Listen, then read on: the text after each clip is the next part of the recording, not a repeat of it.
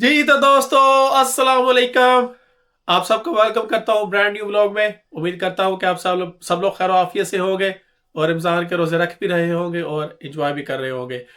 तो हमारी इफ्तारी होने में तकरीबन आउट से 10 कुछ मिनट रह गए हैं।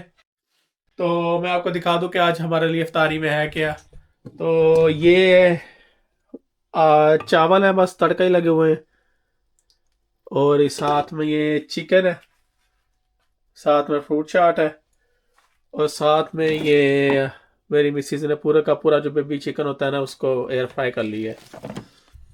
तो बस 10-15 मिनट रह गए रोजा खुलने में, इंशाल्लाह अफ्तारी करते हैं। जी तो दोस्तों, अल्हम्दुलिल्लाह कसीरन मैंने लोरी उठा ली है।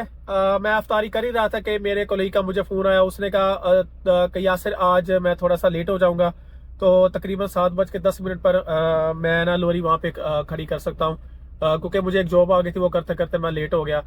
तो प्रॉब्लम ये थी कि उसने फ्यूल नहीं भरा लोरी में, क्योंकि क्या होता है कि हर शिफ्ट के एंड पे ना अगर फ्यूल आधे टैंक से कम रह गया हो तो हमें फ्यूल भरना पड़ता है। तो मैंने कहा कोई बात नहीं यार, तू लॉरी उधर खड़ी कर दे तो मैं खुद ही भर लेता हूँ। तो ये देखें, फ्यूल काफ़ी कम हो गया हुआ है। तो अभी फ्यूल भरते हैं और देखते हैं ये कितने का फ्यूल पीती है।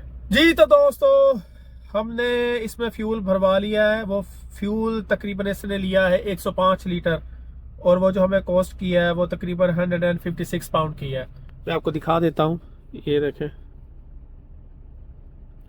ये सारा लिखा हुआ है कितने का हमें फ्यूल टोटल कॉस्ट हुआ है। और ये देखिए, इसका पेट फुली भर गया है। तो इंशाल्लाह अब हम सारी रात के लिए ये जो फ्यूल है ये काफ़ी होगा। होपफुली ज़रूरत नहीं पड़ेगी। कभी कभार होता है कि हमें अगर काम ज़्यादा बिजी हो तो शिफ्ट से पहले भी फ्यूल भरवाना पड़ता है, और जब शिफ्ट ख़त्म करते हैं तो तब भी। तो देखते हैं कि आज हमारे लिए ये रात में कितने सरप्राइजेस होंगे। जी तो दोस्तों, लोरी को रिफ्यूलिंग करने के बाद मैं लोरी को यहाँ पे लेके आ गया हूँ अपनी तरफ, क्योंकि कोई जॉब आई ही नहीं। ये देखो, किसी के काम, ये किसी ने जो गटर के ढक्कन होते हैं ना, ऐसे कोई खोल के चला गया हुआ है। उसको इतनी परवाह भी नहीं है कि यार इस तरह किसी की गाड़ी डैमेज हो सकती है। और ये देखें, और ओपन खुले हुए हैं। अगर किसी को रात के टाइम ये नज़र ना आया तो वो बेचारा क्या करेगा। ये देखें, और इसकी लिड ओपन है और बिल्कुल मेन रोड पे है। ये देखें, कमाल है यार, जिन्हें भी ये काम किया है। मैं नीचे हो सकता है, मैं कोशिश करके देखता हूँ। ओ, हो गया हो गया हो गया। इसको भी करके देखते, हो जा। ये हो गया। ये ऐसे होने चाहिए थे, लेकिन किसी ने ऊपर करके, मेरे ख्याल में कोई कंपनी आई हुई थी काम करने के लिए, वो ऐसे ऊपर छोड़ गए थे। मे बी वो भूल गए हो। चलो खैर है, नहीं हो, चलते हैं। तो ओए, ये क्या है? ओ, ये देखिए, आपके भाई को पैसे मिले। ओए ओए, आपके भाई को 10 पैनियां मिली है।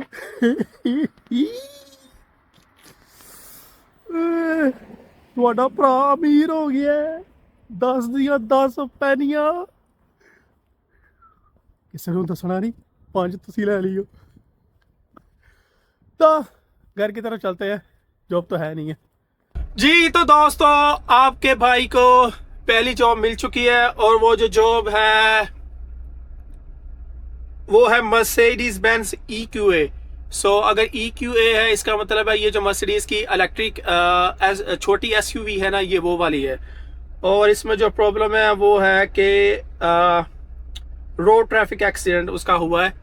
और ये है गाड़ी गिलफर्ड में है, जो है तकरीबन हमसे 28 miles away. So roughly I would say it's gonna take us around 40 to 45 minutes to get there. तो अभी वहाँ पे जाके देखते हैं कि गाड़ी की सिचुएशन क्या है, ड्राइवेबल है, नॉन ड्राइवेबल है, जो भी है वो आपको और मुझे वहाँ पे ही जाके पता लगेगा। तो फिर यहाँ से निकलते हैं। जी तो दोस्तों, मैं एक्सीडेंट वाली जगह पे पहुँच गया हूँ। मैं आपको दिखाता हूँ कि डैमेज जो हुआ है वो किस तरह का हुआ है। चलो लेट्स गो।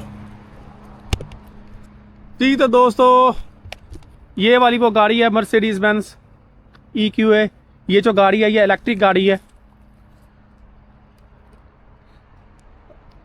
चलो, अब साइड के बॉडी पैनल्स तो बिल्कुल ठीक है, कोई प्रॉब्लम लग नहीं रही, लेकिन ये है जो डैमेज हुआ है। सारा नीचे, ये देखें, सारा का सारा जो रियर बम्पर है ना वो टूट गया, और वो लिटरली नीचे जो है ना वो ड्रैग कर रहा था। कस्टमर कह रहा था उसका जो एक्सीडेंट है वो मोटरवे पे हुआ है, लेकिन कस्टमर ने ये अक्लमंदी की है कि उसने वो बेशक वो ड्रैग नीचे कर रहा था, वो स्लोली स्लोली ड्राइव करता ना उसको सेफ प्लेस पे ले आया, क्योंकि मोटरवे पे जो ट्रैफिक होती है वो हाई स्पीड से जा रही होती है। तो इट्स ऑलवेज बेटर कि आप किसी सेफ जगह पे आ जाओ अगर ड्राइव कर सकते हो सेफली। तो ये टोटल डैमेज हुआ है, बाकी इसके सारे साइड पैनल्स वगैरह ठीक है, आप देख सकते हैं, कोई और प्रॉब्लम नहीं है गाड़ी में, बिल्कुल ठीक ठाक है। लेकिन एक चीज़ की मुझे ये समझ नहीं आई, कस्टमर कह रहा था कि वो M3 पे ड्राइव कर रहा था तो पीछे से आके किसी ने मारी है गाड़ी और वो भाग गया है। तो वो कह रहा था कि मैं बस हार्ड शोल्डर पे गाड़ी को रोक के वहाँ पे खड़ा हुआ था, तो पुलिस आई है, तो पुलिस ने मुझे कहा है कि तुम्हारा एक्सीडेंट हुआ है। मुझे ये चीज़ समझ नहीं आई, जब कस्टमर को पता था उसकी गाड़ी को किसी ने पीछे से मारा और एक्सीडेंट हुआ है, तो कस्टमर ने पुलिस को खुद फ़ोन क्यों नहीं किया? थोड़ी सी वियर्ड सी बात है, क्या कर सकते हैं। अब जैसे कस्टमर ने मुझे बताया, मैंने आपको वैसे बता दिया। चलो जैसे भी है, अब हम इस गाड़ी को उठाएंगे।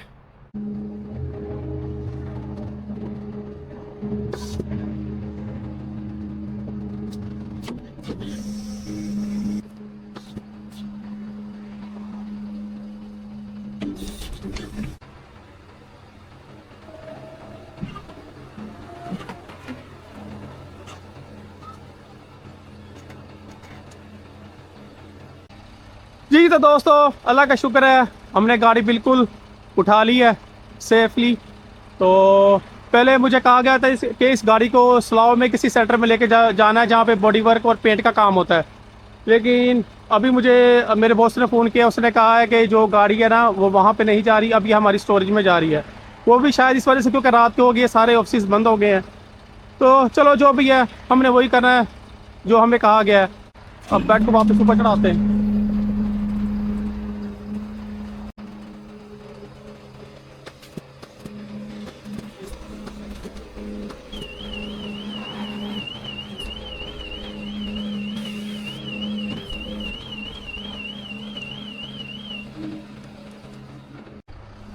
जी तो दोस्तों, गाड़ी सक्सेसफुली लोड हो गई है, तो अब हम इसे स्टोरेज में लेके चलते हैं।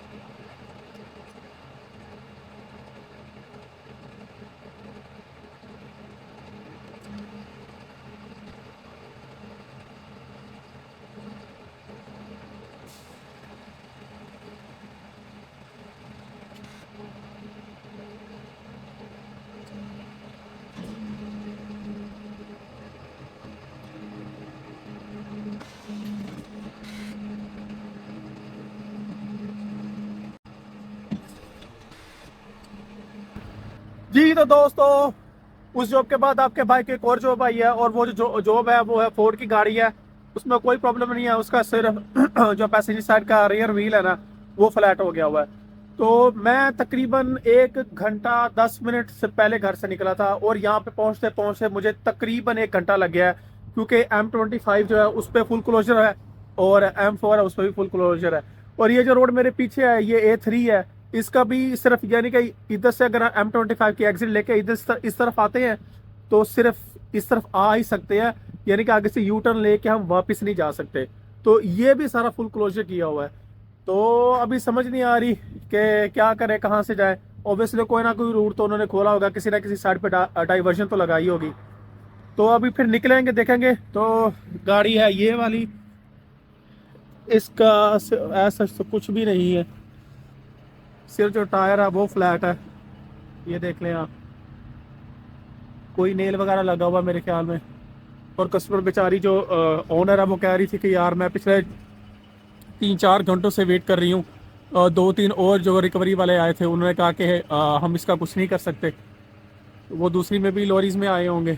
तो फाइनली ये है कि हम यहाँ पहुँच गए हैं, इसको स्क्रैप करते हैं और फिर लेके चलते हैं, देखते हैं कि कहाँ लेके जाना है।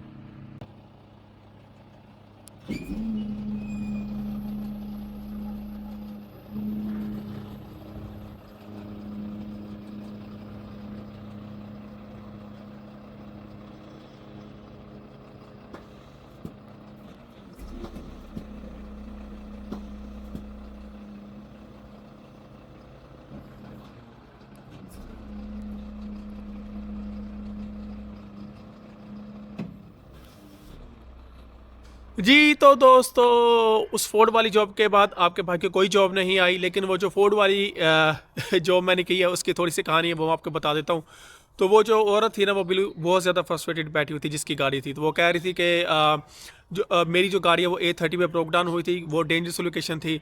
तो वहाँ पे एक रिकवरी ड्राइवर आया, उसने मुझे वहाँ से उठाया और मुझे आके फ्यूल पंप पे छोड़ दिया है। लेकिन ये क्या तरीका हुआ, वो वहाँ से मुझे उठा के मेरे घर भी तो छोड़ सकता था। तो फिर मैंने उसे एक्सप्लेन किया कि ऐसा नहीं होता, अगर आप किसी डेंजरस लोकेशन पे ब्रोक डाउन हो जाते हो तो रिकवरी वाले आते हैं, वो आपको ऐसी जगह वहाँ से उठा के ऐसी जगह पे ले जाते हैं जहाँ पे आप सेफ़ हो।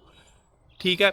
तो इस सवाल का जवाब दिया तो फिर वो और शुरू हो गए कि नहीं ये क्या बात है, तुम तीसरे आदमी हो जो यहाँ पे आए हो, oh finally thank you so much, तुम मुझे उठा के लेके जा रहे हो, लेकिन ऐसे होना नहीं चाहिए, ये वो फलां ढमकान, उसने बहुत सारी बातें की। तो मैंने इग्नोर कर दी, मैंने कहा ठीक। तो उस जब जारी बात मेरे साथ बैठी हुई थी तो बातें करना शुरू हो गई। तो कि वो बहुत तुम सिर्फ दिन को काम करते हो कि रात को काम करते हो। मैंने कहा मैं रात को काम करना प्रेफर करता हूँ। क्यों प्रेफर करते हो? मैंने कहा ट्रैफिक थोड़ी काम होती है, तो मुझे ट्रैफिक में बैठना ज़्यादा देर पसंद नहीं है, तो इसलिए मैं रात का ही काम करता हूँ। हाँ वैसे ये अच्छी बात है, मेरा भी बेटा है वो सिर्फ रात को ही काम करता है, सिर्फ ट्रैफिक की वजह से। मैंने कहा हाँ बस यही यही वजह, मैं भी इसलिए इसी वजह से मैं भी रात को काम करता हूँ। तो अच्छा, इस तरह से बड़ी फिर मैंने उसको थोड़ा काम डाउन किया। तो प्यार मोहब्बत से बातें करते करते करते उसकी जहाँ पे घर की जगह पे पहुँचे ना, तो जहाँ पे हमने गाड़ी उतारनी थी, तो उसका जहाँ पे घर था ना, वो जो गली थी वो लिटरली इतनी थी। यानी कि मैं अपनी लोरी को ना उस के अंदर लेके जा ही नहीं सकता था। अगर मैं अपनी लोरी को ऐसा खड़ा करता था ना, तो इतनी तकरीबन एक जितना मेरा चौड़ा हाथ है ना, सिर्फ इतनी राइट साइड से जगह बचती थी और इतनी ही लेफ्ट साइड से जगह बचती थी। और आपको पता है कि यहाँ पे दोनों साइडों पे ना गाड़ियाँ पार्क होती है।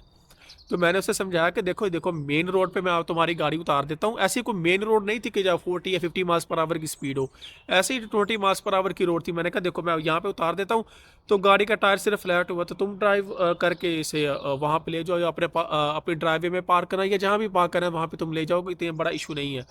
नहीं नहीं नहीं नहीं, मैं ऐसा नहीं कर सकती, इसका जो मेरी गाड़ी का वो रिम है वो ख़राब हो जाएगा। मैंने कहा गाड़ी का रिम ख़राब नहीं होगा, उसके नीचे टायर है।